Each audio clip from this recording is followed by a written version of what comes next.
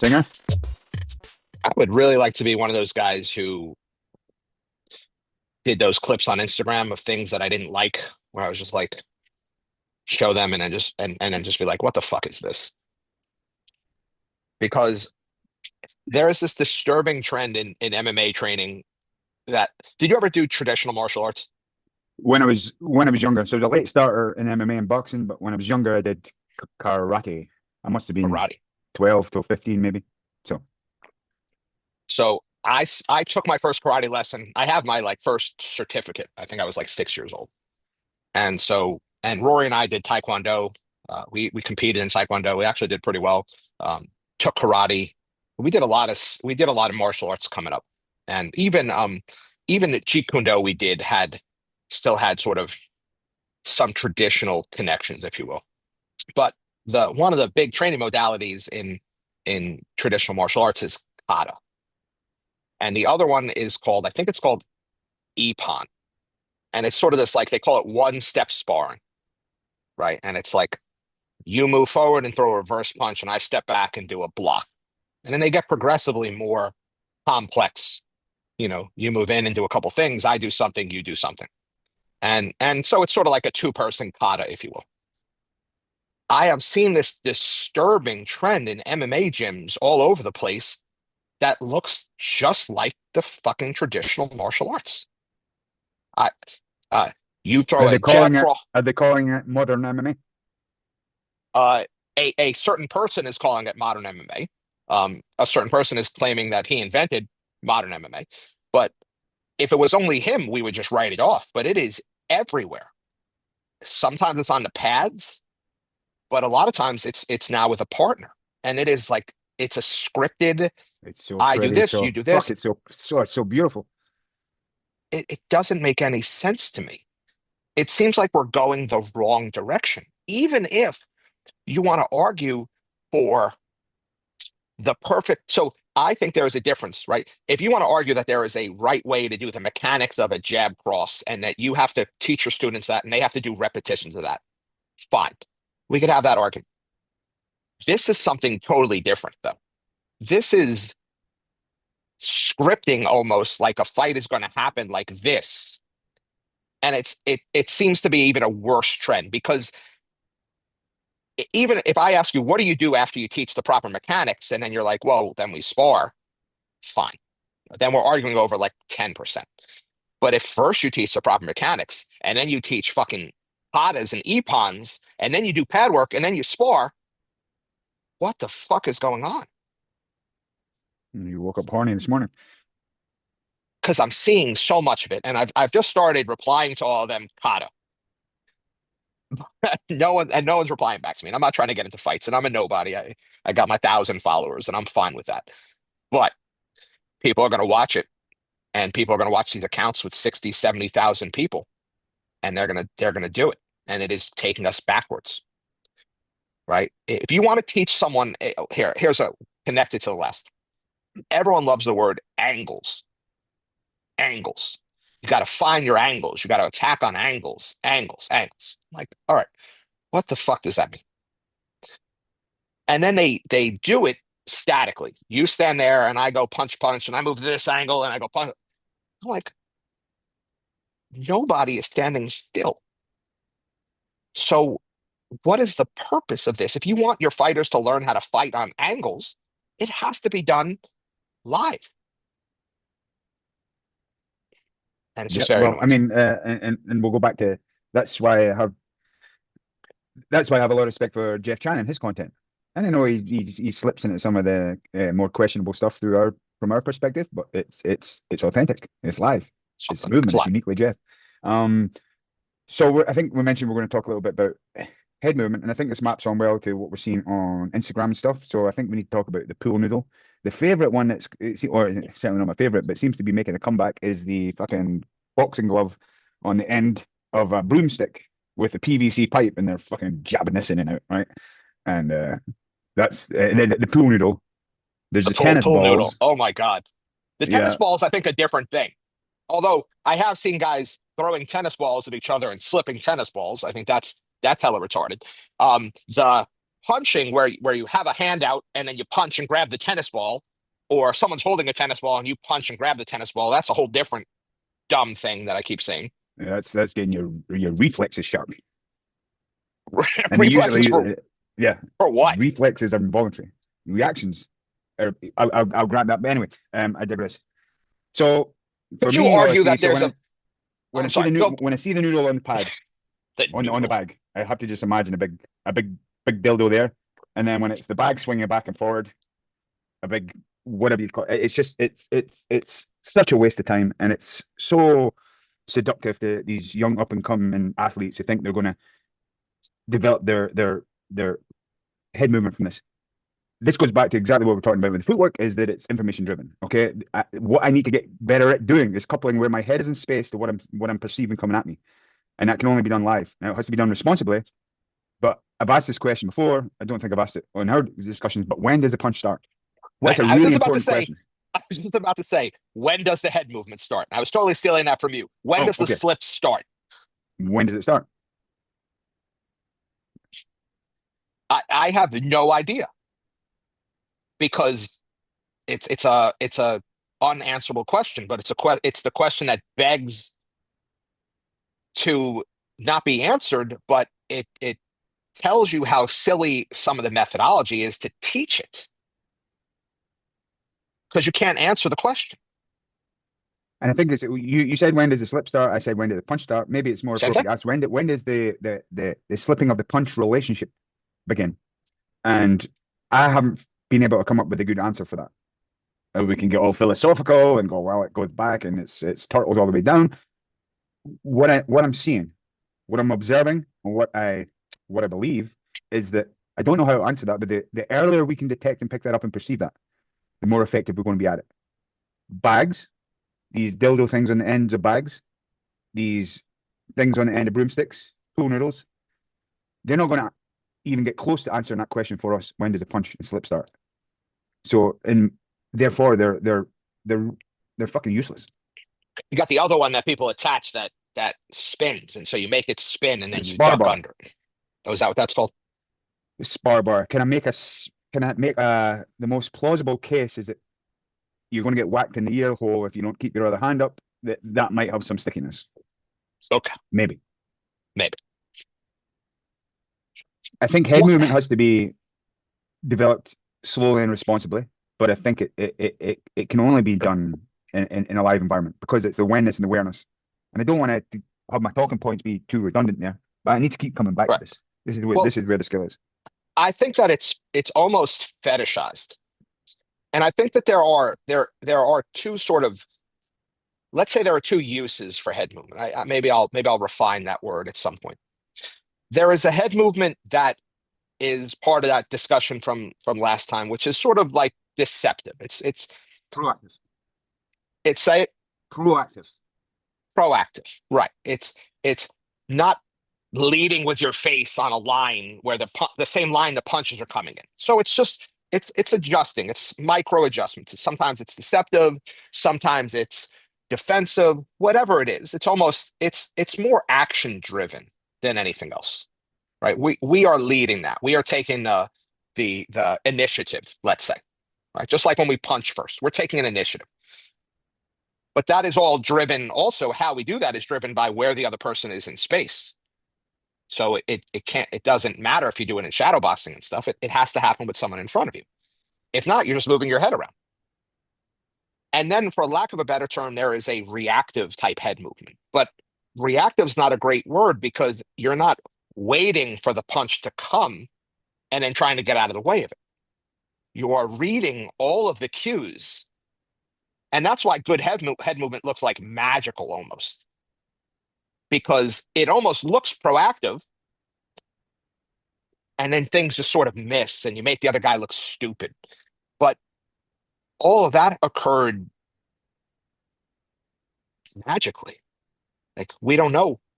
We can't wait for the punch and slip a punch. We slip before the punch even starts almost. Well, and I think that's a key point to make. And again, I'm going to maybe fudge these numbers a little bit, but I think the last time I remember, I'm going to get it in the ballpark. I think the average speed of maybe a lead hand or a jab is about 150 milliseconds. Generally speaking, the average reaction time of a human, like from a stimulus to reacting, is about 200, 250. So I know that's maybe doesn't map on perfectly, but what it tells me is the information prior, whenever it starts, it's information of the delivery and the setup and the initiation of the punch that we need to become sensitive to the coupler head movement to. And that again, that just cannot be done with noodles and other devices. It has to come from the live opponent. And I'd like to add to that with regards to the head movement. I think there's yes, we're always talking about the trade-off and safety. We can make our fighters safer by developing their perceptual side of things. Because when you get hit, even if you get tagged and hit, you'll see it, great boxers do it, right? You'll see Canelo, he's just rolling with it, taking the sting out of it. I think there's a lot going on that we underappreciate. I think there's the bracing of the neck musculature. There's just some, redistribution of the forces and everything. I think that's all going on, but I think it's all perceptual. That's why when you don't see the fucking punch coming, it's either going to knock you out or rattle you.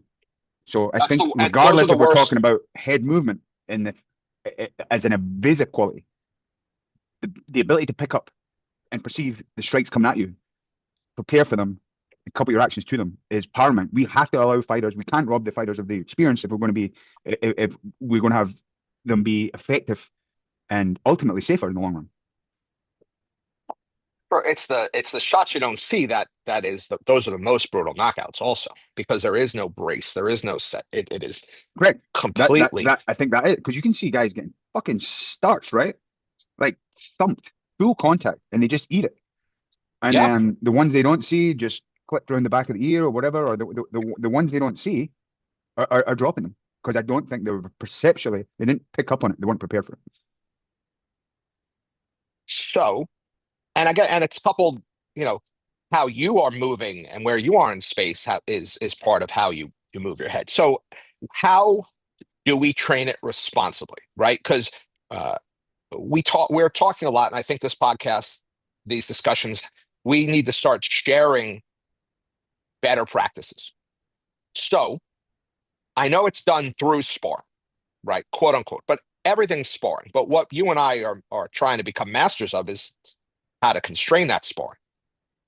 And so, how would you help your fighters develop head movement? And then I'll give you some ideas. So I think the foundations of head movement can be developed without head contact. Not effective head movement, not beautiful coupling, not sophisticated head movement. I think the foundations of it. Because the foundations that first and foremost have to be the perceptual action coupling of someone throwing strikes at you. So whether it's the shoulders or whether it's just coming short of your face or whatever, I think the foundations can be done relatively safely. Of course, we're going to need to get to a stage where we're actually, getting the corrective feedback of either our head movement worked or it didn't. So I've been pushing more and more. My advanced striking classes are becoming more like workshops because the last 5 or 6 years I've been working my hardest, and a credit to all my team that we've built a culture for safe sparring. And when there's a culture, and when there's force regulation, and when they're able to just touch each other and at pretty fast speeds, so it was always there as a process that I was trying to get to. That was my end goal to develop the culture where I could have effective sparring. Again, effective in the sense that we take hardness off the table and acknowledging that that changes behavior. But for me, it's always been about getting the right culture right. And again, maybe redundant. First 2 3 years, I did not let them throw head kicks in sparring because that control wasn't there. But we might warm up with games where we're doing boxing. So none of this sounds like I'm contradicting myself, but I'm not. So I'll explain it. We might warm up a little bit of placing head kicks. It could be however you want to throw it. It could be whatever head kick you want. You could put a spin on top of it. You could set up whatever, but we're just placing them to play around with the force regulation. And then we do a lot of opening warm-up games with box with only high kicks. I So like box. I like box with only high kicks. I find that to be pretty safe. so then it takes away there's an anticipation or an expectation that whatever kick's coming, you're going to have your hands in the right place. Yep. But it took a long, long time, and now I'm in the position Sure. where they can spar and they can touch with their head kicks and they'll acknowledge it and stuff. So for me, it was always the culture. Okay. But that's a whole different, like we could do I didn't a answer your whole question. dis No, it answers the question holistically, and we both talked about culture of care. Um, and I think that that is the most important idea to be able to apply everything in a live manner is everything that goes along with that culture of care, the trust, the the protecting each other, the protecting yourself, the emotional regulation that has to occur when you get hit, and all of those things. And I think that that will take anyone listening to this time, anyone that wants to move their room into this direction, that will take time. However, we're having a discussion about head movement. Ah, yeah, okay. Okay, so I'll answer and then you can Yeah, you go answer. ahead. So I think very simply, like you could do drills where you're like, okay, you can only throw straight punches and then you can add hooks and things like that. And that's fine. I at the earlier levels, and even with my advanced guys, I'll run my basic drills even with the advanced guys because I think that they can explore them in different ways. So one of the things I like to do when I'm exploring uh, head movement is to constrain one side or the other, constrain their movements. So I might put the defensive guy with his back against the cage to, and then I'll have them explore slipping and rolling and things like that. And again, I might constrain the outside person to straight shots only, add some hook shots, like whatever it is. It depends on the group. I think that's the simplest. Taking away things and adding things, I think, is the simplest thing. Um, and then I'll do some drills where the offensive guy is back against the cage so that the defensive person can explore moving their head into that space. And then I'll just do some drills where I'm just like, all right, you both can move around, just dance. Like just try and dance. Just moving your head and dance and explore how your feet and your head connect a little bit. And again, it might be like straight punches only, then add some hooks or hook lines only, um, and sort of build the basics of it like that. I think when I see a fighter with poor head movement, it's a little glimpse of what the training's probably like. Because I think head movement has to come along from the ride. We don't generally want to get hit in the fucking face. So if you have enough Right. punches and kicks coming at you, your head movement, your redirection, your blocking, your Whatever. evasion, that's all going to come along for the ride. So when I see someone who lacks head movement, it's rather than tell me how they're trying to develop head movement, I just don't think they've developed these relationships. I don't think they've had enough shots coming at them, Bro, I think it structured through becomes, their development. it's almost fetishized in some ways, especially in the pad work and epon type environments that are going on right now, that it's forced. You know, I don't think I've ever seen a fighter, like two fighters at the same level, slip a jab and slip across. Like, it just logically doesn't make any sense why you would slip a jab and then slip into the path of the fucking Right, cross and assume that that cross is coming at on a right. specific straight line. I don't know. Yeah, you But forgot the bob at the end of it. oh, right, because you got the bob the hook, because everyone throws a jab cross hook in a fight. So slip, roll, take a new angle. That's my new combo. That's what we're gonna work tonight. I'm gonna throw something, and then I'm gonna slip, roll, take a new angle, and then shoot a double leg. And then when I finish the takedown, I'm gonna handcuff them and then choke them. And we're just gonna rep that out. That's total, but we're not gonna do that. But it's Jab, fetishized that's what you every mean. say again. Jab across. Oh yeah, we got to do something. I don't know what it is. But all pad work seems to have head movement now, which I goes exactly to your point. It's like all the head movement is programmed and it's reactive to the pads coming at you. And then once you get in the fight, this stuff is being thrown at you, and all you can do is this or run away because you're not used to moving your head when it's fucking dangerous. You're only used to moving your head when it's pads flying at you or programmed combinations. And then as soon as you get into that fight, the last thing you want to do is move your head because you are afraid. Talk to me a bit about your warm-ups and your advanced striking classes, because I know we do a lot of the same things. We might do the serve and return. You might do your first and your thirds, and you use this as a way to warm up. It's lower risk, it's a bit more constrained, but the compound effect of getting these reads continually. at the start of practice. Talk to me a little bit about that.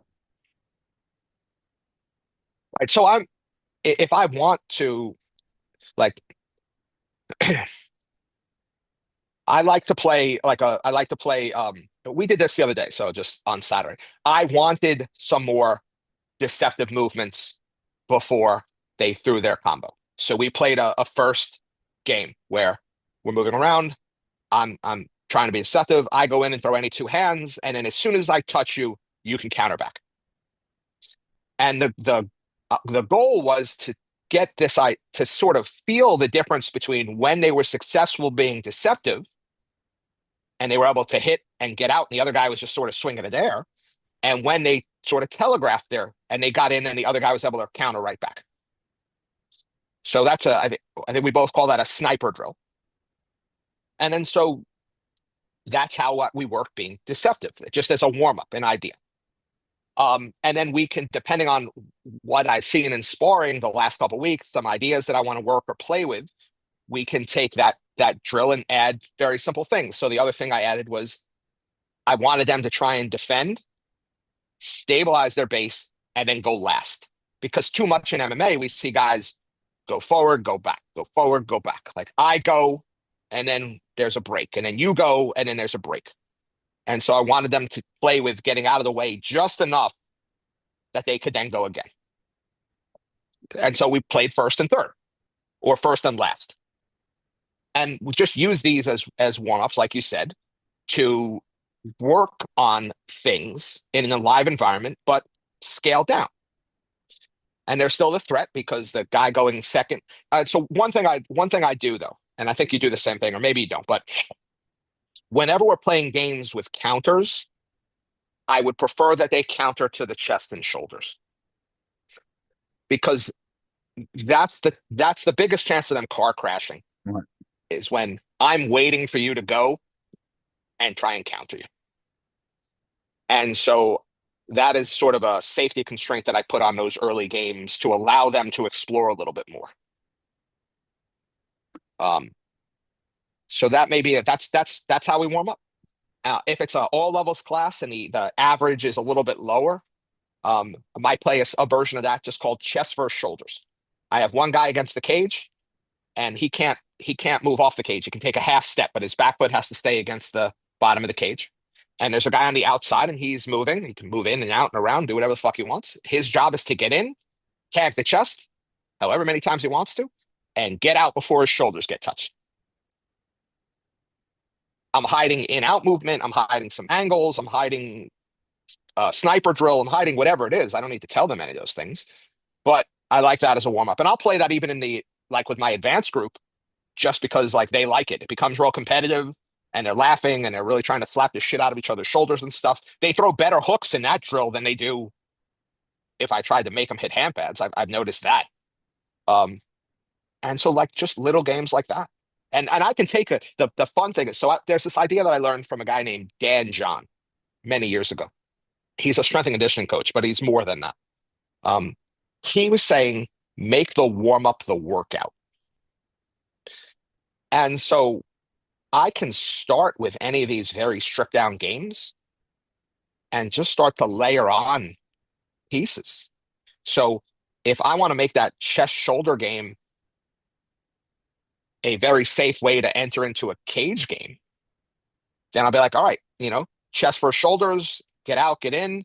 And when you feel comfortable, use that high line to go to the legs. And once you get to the legs, we'll make a very simple drill.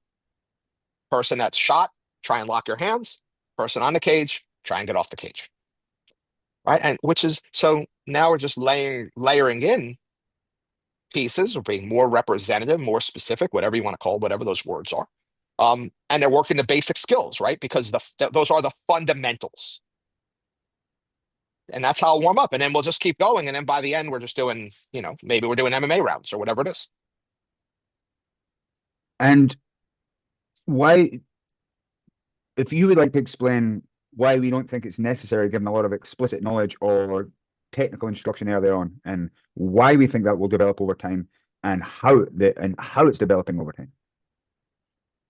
Take a Okay. lead hand, low kick, or whatever the fuck you want to do. But just Right. why we don't explicitly need to do this. And maybe I'll have a go. I'm sure you're going to do a Yeah. good enough job. I want you to No, I'll say the let same you, thing. but I'm going to say this. I think we have this thing backwards in coaching. I think when the students are least prepared for instruction, specific instruction, is when we try and give them, not we, but people try and give them the most explicit instruction. So before they've played with moving in and out, before they've moved around with a live body, we want to give them instruction. And they have no context for that instruction. And so over time, if we just stay out of the way, a lot of that stabilizes on its own. The most important pieces, I think, stabilize on their own.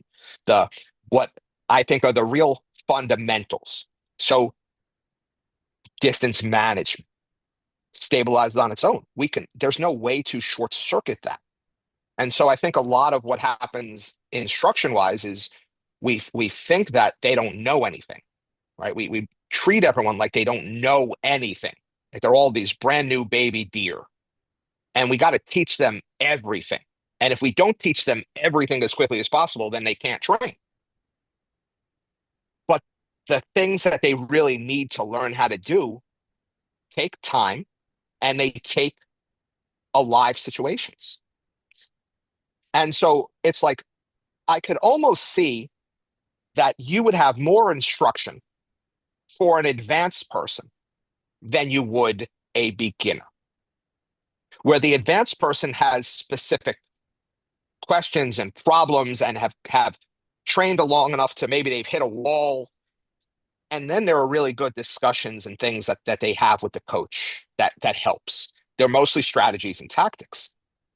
Um, so yes, I mean that's my answer. I think we have to change what we think students need to learn before they can do the thing. And do you feel it would be I would be strawmanning or being unfair to say that typically what I think happens is we set students up for failure in a little way because we're going to say this is how we throw the punch, this is how we stand, this is how we throw the kick. But from our understanding, that's fucking impossible to do when you start. It's just impossible. So we're saying, here's something I want you to try. You can't do it yet. You're not going to be able to do it, but this is what I want you to do. So you're going to feel like really shitty right now because you can't do Yeah, what I'm fucking asking you to do. Maybe you can recreate something close to it, which is fucking useless anyway when I put you in this live situation. But so right. I go right back to the basics. I just want to see the green sprouts of the relationship appear. I had a young lady come in yesterday for her first uh, foundations class, and unsurprisingly, she was hopeless. But there was these little glimpses of just starting to couple her when I was place sparring with her, just starting a couple of movements. And I had to make it big and I had to make it slow, but the hand was coming up. And then when I threw the low kick, she's just starting to check. And I'm like, this is where she needs to be today. This is where she needs to be today, get a little bit of success. And for me as a coach, I'm like, okay, I've done my job for this particular session. She's been engaged, she's had fun. I've started to see the very, very early stages of these relationships. That's something we can build on. But to bring it over to a bag and say, this is how I want you to move your body right now, and you're going to do this, you're going to turn your hips over and blah, blah, blah, and all this bullshit. That would be, in my opinion, that'd be unfair because that is unachievable goal for this particular individual. Yes, but you can see how easily we can fake that for them, right? We can if we do teach them something. We that girl comes in and the first thing her teacher is jab cross and moving forward with the jab cross. And then you watch her and you tell her to put out a cigarette with the rear foot and turn over the cross. And then they do it the first time you ask them to because, you know, they're thinking about it and they're doing it. And so you say, put out a cigarette. And then you watch them a couple times and you show it to them and then they do it. And you say, hooray, your cross looks great. And they leave with a sense of achievement, but we're not actually teaching them the thing that we said we were going to teach them. We said we were going to teach them how to fight. We said we were going to teach them how to strike fight. But you're pegging their achievement and their success to mimicking a thing you're telling them to do while you're watching them. And if they then got into a strike fight, they would have no idea what they're doing. And you'd have to go back through an entire process. There's almost nothing transferable from that to that. but that's what happens. I would rather just get rid of that stage. I don't care if someone puts out a cigarette when they throw across. I just don't want them to fall forward when they throw across because it's dangerous. And so if I'm watching them move around and do shoulder tag and they're falling forward, then I might intervene and be like, try and stay back a little bit. Try not to, if you're going to miss the cross, don't fall forward. Whatever. I don't know how, whatever it is. Yeah, And then, whereas I just say that's baked into the stage of learning. That yeah, you're going to be falling over your fucking feet and you're going to be leaving your hips in front of you, but that's an inevitable part of where the journey we're but on. So I'm let's not, keep doing that for a few weeks and it'll start to settle out. maybe it will. See, that's the thing. I think a disagreement that you and I have is that everything doesn't settle out. Everything doesn't fix itself. Everything doesn't work itself out because the only way is for them to fail to fix those things. Yeah, but And what I'm saying is I don't think the explicit instruction is helping. no, I but that's think not, I'm not telling them the knobs and how. the dials that we move is what's going to help as they're stabilizing. It's going to help um, address these issues. Maybe. I think Maybe. sometimes I think sometimes we give them a little too much credit. And athletes are some of the most stubborn people in the world. And we have information that is valuable to them. Now, I'm not explicitly telling anyone how to do something, but can't you see, like we might say, don't cross your feet, don't cross your legs, right? When you move around, don't cross your legs. That's a standard thing in striking. It's a standard thing in moving in any sport. Don't cross your legs. So we say, okay, we don't have to tell them that. They'll figure that out. But they all don't figure that out I'm not. because Your example is fitting here, right? And I dropped the Frankie Edgar, Jeremy Stevens clip the other day, and they're crossing their feet. So yes, crossing their feet yeah, happens. Edgar crosses his feet. When Edgar moves to the right, he crosses his feet. He crosses his feet. So this is, So but it's not a rule. no, it's certainly not a rule. So that's why again, it's going back to the last episode that your feet are going to organize as long as you're staying stable and it's effective at the time and it's helping you achieve your goal functionally. It doesn't really matter. And I'm not saying I don't use explicit instruction. So I'm not saying like I mentioned it earlier. I'm going to say take your hips with you. What I'm saying is I acknowledge that this is a part that seems to be a part of the stage of learning because I watch people develop over time, novices all the time, and there's a part of that once they finally start to stabilize it, they're falling over their punches a little bit more and they're leaving the hips in front of them. So I might use that cue. I might use that explicit cue. I might use that a lot. But what I'm saying is, I'm just not sure how effective that is. I think it's going to Okay. come in the wash. So I think one thing we have to be clear about. I am not doing anything at that stage of their learning. I don't actually even coach them. I don't talk to them. I don't care what the fuck they do. I don't care what it looks like. I just want them to move around with someone else. And that can be moving around and kicking, it can be moving around and touching, it can be moving around and hand fighting. I don't care what it is. I just want them with another person playing with the things that set the foundation for everything else. Now, I get a hold of them after that step. And then we are going to move faster and get more consequences and more danger. But I am still not allowing head contact for that next level of people. So there are things that I think cannot necessarily stabilize until they get to that head contact phase. And that's where I'm happy to, because stepping forward or shifting is different than falling forward. And once head contact comes into it, falling forward is a very quick lesson and a painful lesson, or it can be a painful lesson. So those are things that I'm happy to not say how to do it or explicitly instruct it, but there's no reason not to share fatal errors with them. Now, that doesn't mean they stop doing it. but I find that is part of my job. And it's part of mine. I'm going to just for safety's sake. Now, I don't mean like physical safety. I just mean to err on the side of, well, this might be effective. I'm going to use explicit cueing. I'm going to use explicit. I'm going to draw their attention to that. Right. What I think I'm saying is I can draw their attention and talk chapter and verse about it and what they should be doing. I'm not sure how effective it is. I'm No, not saying I I don't think do. I'm it's not the saying I don't do it. What I'm saying is I'm right. not sure the effect it's having of me doing it. Like the hand up. Keep your No, hand up, right? it's I right. can say It's that, but I'm not sure the how effective it is. okay, but it's that attention to it plus the alive environment. Maybe. Okay. Again, I'm not saying it's not the attention to it and drawing attention, and we shouldn't, or I don't. I'm saying I'm not sure if it's not just a live environment. Getting clipped around the ear hole every time they throw a jab is probably a much powerful. Uh, you're going to find the attractive solution to keep your dukes up is going to be far more Maybe. powerful. I still think you were giving athletes way too much credit. We have seen highest level guys get clipped in the ear hole. Sure, They know better. It's happened in training. They've said to themselves, I should keep my hand up. sure, And they don't. But Peter Yan does. sure. He's developed that over time. Now we're Yes. now we're probably just skirmishing over the stupid shit here. And what I'm saying is I don't know the effect it's having. I'm not saying I don't use it.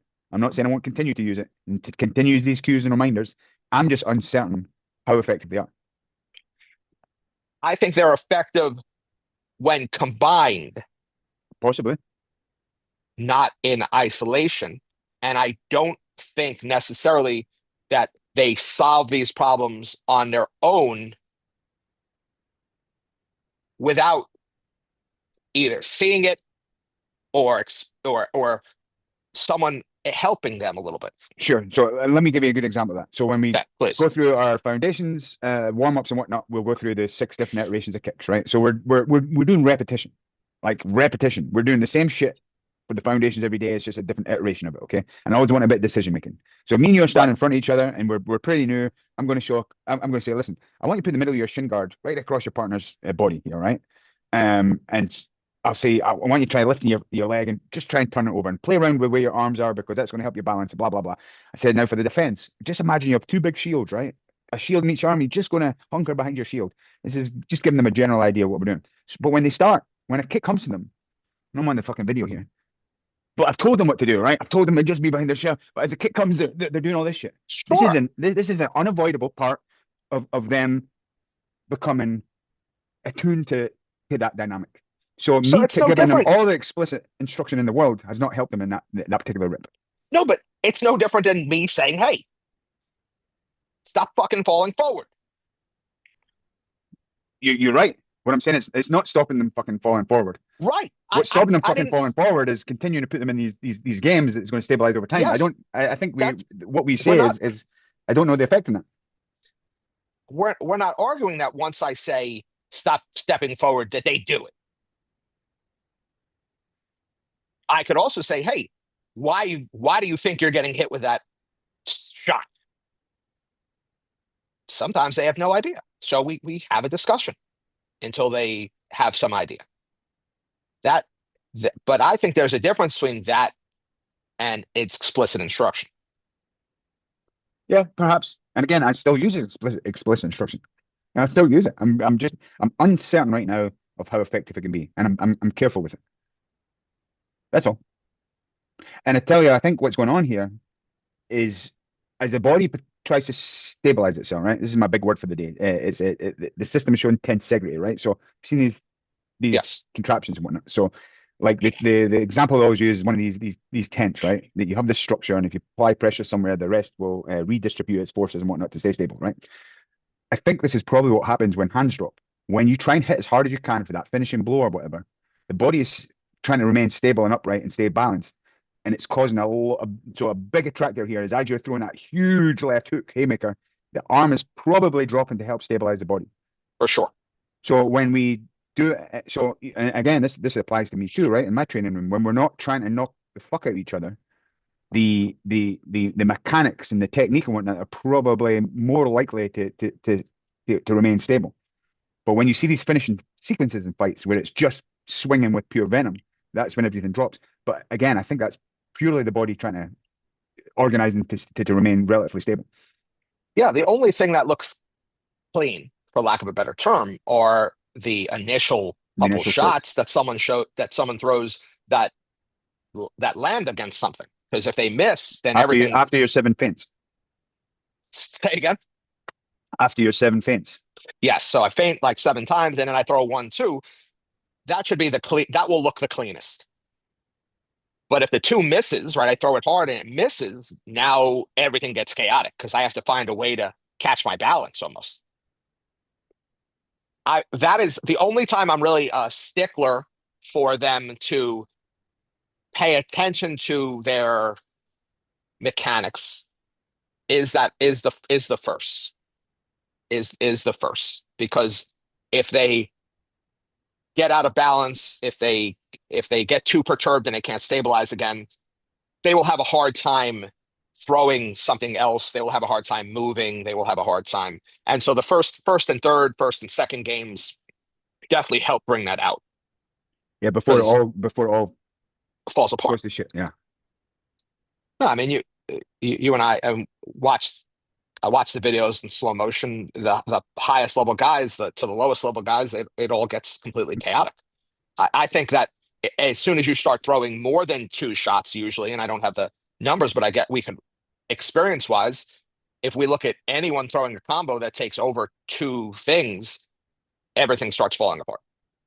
So let me be a little bit generous to the padmen here, right? And I think what could be useful. So again, my idea of what fighting is it's this battle to destabilize your opponent and maintain and regain stability. And I mean stability, the stability in the sense that you're able to uh, express your movement without it all fucking unraveling and falling apart, right? Within that chaos. Right. So when the fighters are not engaged and they're going around and they're throwing their seven feints or whatever, that's not interesting to me, right? I get it. They're probing, they're prodding, they're looking for opportunities. So it's a necessary part. I'm interested in the exchange. It's all that interests me. Similarly with grappling, right? I don't want to spend too much time in guards and whatnot. I want to play around with the moments of instability, the elevation, the escapes, the scrambles. I think that's where all the excitement is. Because you can look at grappling from the, it can send you, still shots at different positions in grappling. You'd be able to say which position is more stable than other. I'm not that interested in exploring these highly stable parts of the game. I think when we're in training, I'm looking right on the edge of this instability. Is this making sense to you? I'll wait till Right, you know. right on the end of stability. So so the skill for me is not being able to build stable patterns. It's being able to maintain and regain the stability in that pattern. And that takes a lot of perturbation. That takes a lot of noise. That takes a lot of people constantly trying to bump you and kick you and punch you at the time. That is where the development resides for me. So when we're talking about pad holders that maybe crack back now and again or throw something back, I think there's probably a case to be made that that's helping make the maintenance and the regaining of that stability. It's maybe useful. I still think it's a big stretch to say that it's really transferring a skill, but I think adding that to pad holding can be useful because pad holding is very static generally, right? You're on this floor, you don't need to worry about getting cracked. You don't have to really pick up the shots that you're looking for. The pads are coming to meet you. It's generally called in a sequence and whatnot. So that covers all my critiques of pad work. But I think you can probably add a little bit of noise and the bumps and the movements and the forces and that can help maybe make, like as I said, these initial movements and the first and the thirds a bit more stable, just by constantly getting perturbed and being able to maintain stability. I'd rather it happen live. Oh, I'd rather have light too. I was trying to put a little bit of just concede a little bit to the pad people. Sure, listen, if one of my fighters calls me who's fighting on the 21st and well, not me, but like I could see how if you were one of those coaches and your fighter calls you and he's fighting at the end of the month and he needs some extra work today, what are you gonna do with him? Right. And so, as a coaching tool, I could see why that would be valuable. Um, I don't know. The other thing is better done. Obviously, we'd agree with the person. Yeah. Again, if I didn't do a good job explaining that, That's more than No, likely. But I get what you're, I mean, I see your point, and but like everything else, it's like, okay, still better done with a person. I think we'd be hard let's take an pressed. example of walking across a balance beam or whatever, right? You could get very, very competent at that walking across. Where I think the skill is walking across while people are throwing tomatoes at you, or the wind's blowing, or it's a bit slippy, or this kind of stuff. This is what we're trying to develop in the gym. And I know that's a really simple example of walking along a balance beam, but it's actually the noise that we need. It's the noise that we want, because the skill is in the being able to maintain stability. And when you're perturbed or you're knocked off balance with that, to regain it. That's for me is what fighting is. It's his battle. Okay, I agree. Is that too philosophical? No, I agree. I don't think it's philosophical at all. I think it's, I agree with you 100%. That's what we're trying to add variability, because the variability perturbs the system. That's what we're doing when we're scaling a little bit, is how to, are we letting the system stabilize too much? It's too clean, or or it's too chaotic. And so we adjust the dials to control the system a little bit. It's a lot of the machinery have it at work, has these uh, loops that you have to sort of dial in to get to make them react to perturbations, and you could have them take longer to react to a perturbation, but you don't go below. So PNID loops they're called, but you can adjust these things so that when it gets perturbed, it could take longer to come back, but it doesn't go below. Or you can get it so it comes back fast, but it'll go too low, and then it'll vibrate until it gets there. And for certain equipment, certain uses, you want one or the other. And so that's what they're trying to fine tune on their own, because they need to figure out how to correct themselves without overcorrecting. They have to figure out how to do it fast, do it slow, do it, you know what I'm saying? And so it's an infinite number of possibilities. And so it does take time, and it is what we want to adjust for. And I think we have to watch. And as soon as sometimes they'll stabilize in a less than optimal situation over time. The way someone throws the ball, or things like that. And then as coaches, we have to come in and we have to perturb the system again, so that they'll explore a different solution and maybe stabilize somewhere different. That's the dynamic part of ecological dynamics. Right. And I think I'm certainly trying to avoid using that buzzword so much, although it's evident where my bias is. See, before we round off here, I wanted to nerd out Wait, on a so couple. it's funny. It's Go back for a second. When just coming full circle for the second on the katas and the epons and those things. My brother makes this joke, or this thing he says is anything but the thing. That what the trend appears to be with head movement, footwork, and striking, and all this stuff is coaches trying to find any way to do it without actually doing the thing. Anything but the thing. Give Rory credit for that. Makes sense. Whereas you and I are trying to do we want the thing to be the thing all the time, right? The thing is the thing, and maybe we scale the thing up or down because that's how we solve problems. But it always looks like the thing, and it just seems like with head movement, footwork, and all, they're trying to create something that doesn't. It's not the thing. They're trying to avoid doing the thing. Yeah, I think, and I get it in striking, right? I think this has all maybe come from a good place where we've thought we can't beat the shit out of each other every day, but it's got so far away from that, it's robbed all the aliveness out of it. And we're agreeing with that original premise. We can't beat the shit out of each other every day. We can't be Right. knocking each other noggin every day, but we're going to revisit this aliveness part and get as much of that as possible. So before we round off there, I wanted to bring up a couple of things and just nerd out towards the end. Did you watch Bren's new discussion with the neuroscience guy? It was a top Not neuroscience enough. versus eco. Yeah, I don't not enough to have a discussion about it yet, but I think versus is not necessarily. It didn't seem like they were versus each other. It's a good point. So, but I think and this is where let's finish out with a wee bit of nerdiness, right? So this has always been why I've said I've have to remain, because I always think we can't truly know, right? So Right. there's always a bit a narcissism here with me, and I see the limitations and the fact that the ecological approach seems to gloss over the role of the brain, right? Whereas other, certainly information processing is much more brain centered. But Right. this neuroscientist guy, I forget his name, which I should have there, but he's coming more from the Rays, something like that. yes, okay. Anyway, I can't see here, but Yeah. so he's talking about and it's really appealing to me. It's very seductive. I like the ideas. It makes a lot of sense. So the idea is, again, I'm going to really generalize this, right, from this active inference. So this was generally kind of way that we can marry the idea of like some kind of processing, a representation, internal model, and but it's still mapped on and complemented nicely some of the ideas of ecological psychology, right? Direct perception action coupling, even affordances, direct perception. I know I'm nerding out here a little bit, but if you were to, so even though there's maybe a little bit of tension, and under the hood there's a little bit of things different going on. If you listen to the neuroscientist, what he was saying, even if the brain is a predictive engine, right, or it's making predictions and it's updating a general model, like I'm expecting this, or so what happened in the difference in expectancy, I'm going to update this generative model, and over time I'm going to become more competent and stuff because I can better anticipate, I can better predict, I can better exploit the information I'm picking up in the environment, right? So that's all cool, and I think it's really interesting discussion. I and there's quite fundamental differences going on under the hood, but I don't see the implications for what we're trying to do in practice. So whether the brain is actually predicting stuff, or whether it's we're just the brain is part of this broader system of the person and the environment and the task. Regardless, I think they're both very, very supportive of what we're doing here. That we need to do the fucking thing. Right. It doesn't create an intervention, if you will. Right. Right.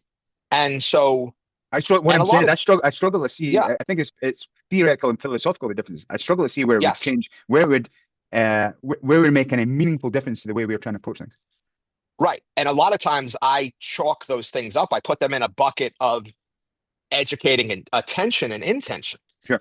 And so if emotions or memories or any of those things play a role, that as the coach, I don't need to I don't need to get involved with that.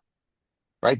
I mean, maybe I need to see when my athlete is struggling or sad or happy, but when it comes to designing practice, if those things are there somewhere, I don't have to necessarily worry about them.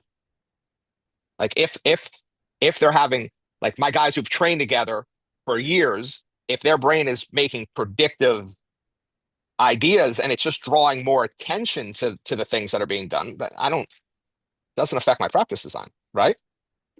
No, no. I think the point maybe it's reassuring for me is that there's this other alternative, like they're both alternative explanations to information processing. But and again, I don't want to get too ahead of my skis here because I'm maybe in this echo chamber. But I think contemporary motor science is point towards this kind of thinking, the more embodied approach, the looking at the us as being.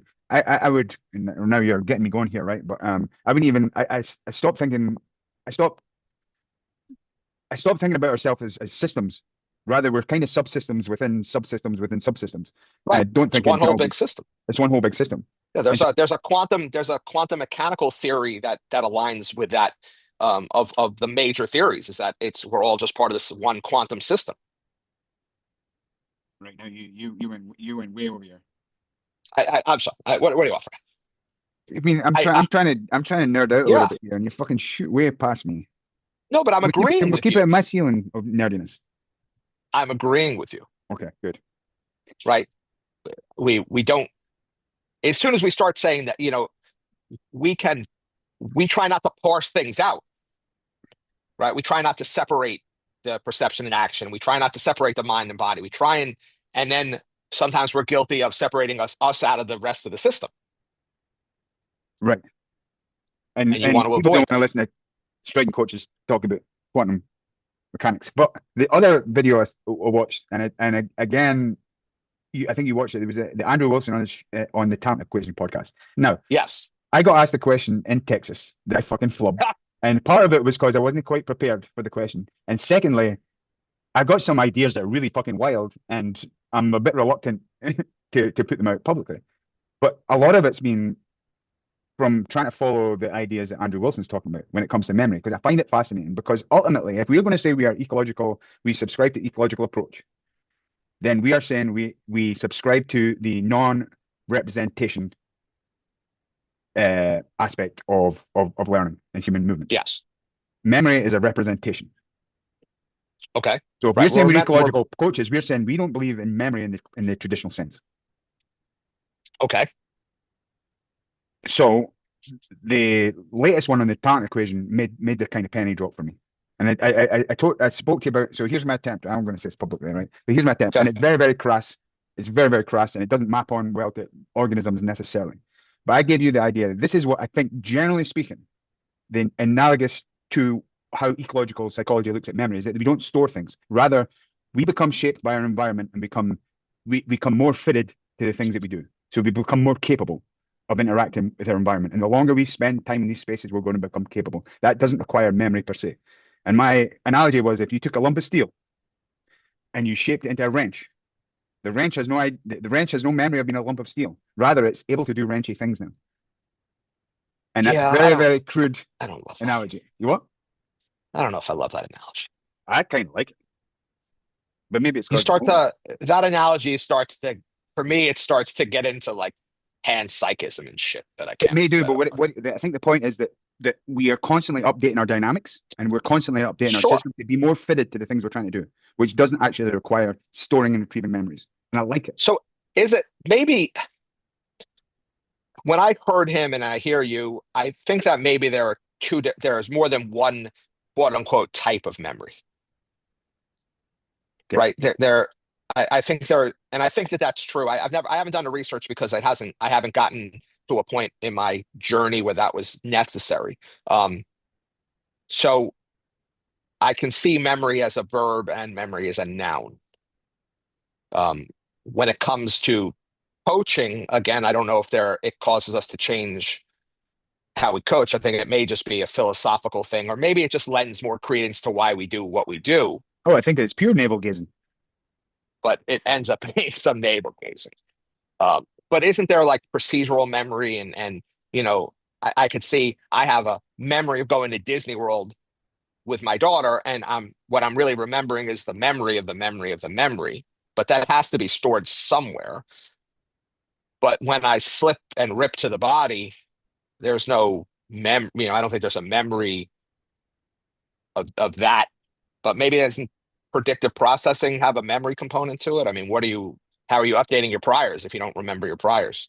Well, my understanding of that is it's still like this online dynamic loop that you're just constantly updating this generative model But where's that model stored? within the system somewhere. It's what the system does. It's what it's capable Okay. of. I'm not sure if it's a file here that's getting retrieved and then they're like, how is that stored? How is it retrieved? How is it acted upon? Do we have to do it faithfully, or are we comparing it with someone else? And how does there's for me there's a lot more questions than Sure. answers when we change the assumption of how learning works, of how what perception is. And now we've gone way fucking over the shark here for this No, so podcast. let me just say People this. wanna learn how to slip punches better. You warned them, right? You did warn them. So hopefully they turned it off. The thing I want that we all have to be careful of, and this is just a general scientific thing, is that when we identify these gaps in our knowledge, they have to be those answers have to come from science. They have to come from a scientific um, process. So we can't like it's like I said panpsychism or any of these other things where we may never know the answer, and that's fine. It's okay to not know. But what I see too much is people filling in the God of the gaps, and I think we have to just avoid that. We're not doing that. I'm not saying you're doing that. I think you're very comfortable sort of not knowing. And I think you look at a lot of these things the same way I do. The the first level for me when I watch that or read a paper and I read these books, a lot of times it's just my own edification because I'm interested in these things. Yeah, But the first layer or the first filter for me is, do I need to change how I'm coaching my athletes? right. It's the same for me, and that's why I brought Yeah, it up. for sure. how does it change what I do on the mats? Right. So I like the And fact that there is a contentious um approach in theory that pushes back against that aligns somewhat, but it fundamentally is at odds with the ecological dynamics approach, and that is the active inference, free energy principle, active inference, right? And that seems to be like one of the not new kids on the block, but it's there's a lot of people in our circle who really buy into that too. yes, What's yeah, reassuring for us is I don't think it has really any implications for how we train. What it has implications for is right, how we navel gaze and talk and nerd out about it. right. That's what I think we always have to be aware of, because I think that's all we care about. I mean, if we're coming full circle, uh, we are not having these discussions to be right. We're having these discussions to make sure that we are doing the best for our athletes. Yeah, I would think so. And I don't mean to suggest that either active inference or ecological dynamics is the final uh, the final answer. It's not the theory of everything. I'm not suggesting Right, they could both be wildly wrong, right. but it's We just can, two I areas can I'm interested in. also, I can argue for the way that we train without having to have any discussions about any of these things. I can just, if a person is being honest, then they will admit that it is the live training that has the biggest bang for the buck. So then why not try and do everything, all the instruction, all the learning, all of the within that framework? And then if you keep doing that iteratively, you run out of time. You run out of recovery. You run out of that. And so we end up stuck with a live training. Right, Now, if someone wants to know why live training works as a methodology, then I think we could talk about these theories. right. But I've stopped trying to talk about an ecological approach, and I've just tried to reason people into what's the best methodology. Right. And that's why I try to give a fair shake, even if we take information processing to it, even if we go way back, right, to the kind of memory drum theory where each movement has this kind of one-to-one mapping stored program. Even if we were to do that, it still brings us back to we need to do the fucking thing. Yeah. Anything but the thing. And It, if you're not doing the fucking thing, you're doing something else. you're doing something else. Yeah. All And you right. can get really good at that other You thing. get really good at doing something else. Really good at it. You can get really good at pool noodles. Yeah. All right. Shalom. Talk to you soon. Hanukkah's over. You missed Hanukkah already. All right. Well, You should have wished me happy Hanukkah last time we spoke. Merry Christmas, oh man. I'll I'm a Jew. Jew.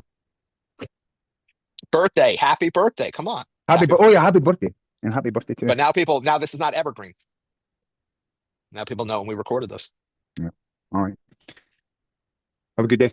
Talk soon. Talk to you soon. All right.